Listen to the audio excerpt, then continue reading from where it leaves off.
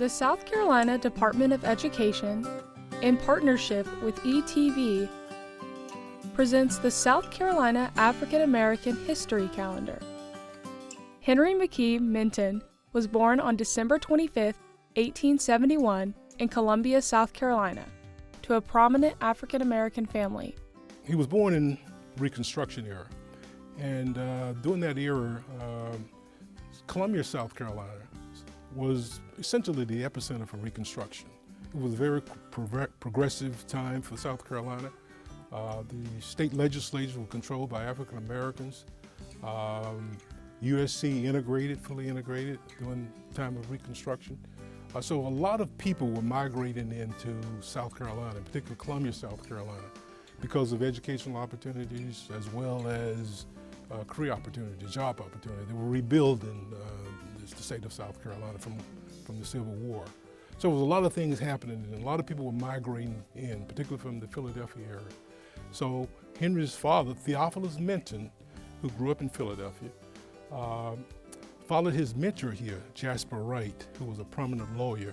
Theophilus, when he was here working, he decided to go back and marry his bride in Philadelphia, Virginia McKee. Virginia McKee her father was recognized as the wealthiest African American at that time before he died.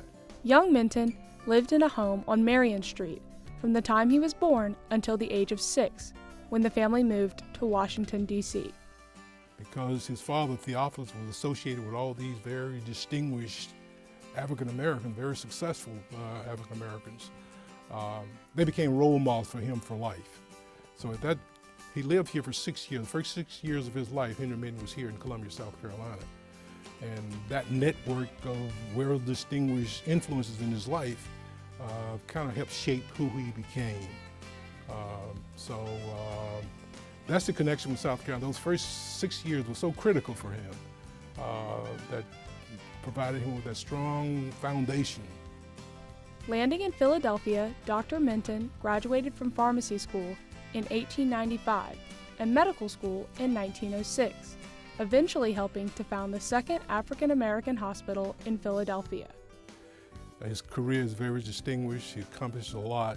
Education-wise, he was a pharmacist, he was a medical doctor, and he attended University of Pennsylvania Law School for 1 year before he started to follow his passion in medicine. But he accomplished a lot. He also founded Mercer Hospital in Philadelphia. It was the second African-American hospital. He was the superintendent of that hospital and the director of medicine at that hospital. Minton also had the idea for an African-American Greek letter fraternity. So, in May 1904, he and 5 others founded the first of its kind, the Sigma Pi Phi Fraternity. Sigma Pi Phi Fraternity is the oldest African-American Greek letter fraternity in the nation. Again, it was founded in 1904, and it's comprised of a who's who list of very distinguished African-American males.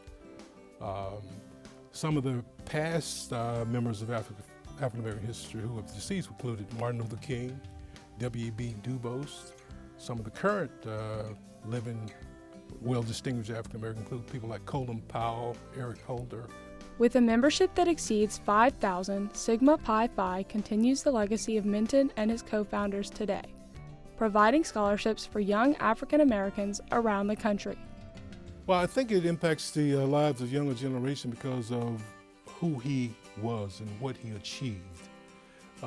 He fundamentally believed that education was the key to success.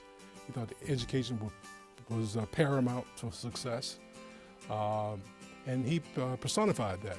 Education is what, he school after school, he became a pharmacist, he went to law school, he became a medical doctor. So education was the key to his success. And education is key today. Education is paramount today. So I think that legacy will live on as that example that he set. Learn more about the South Carolina African American Calendar's current and past honorees at www.scafricanamerican.com.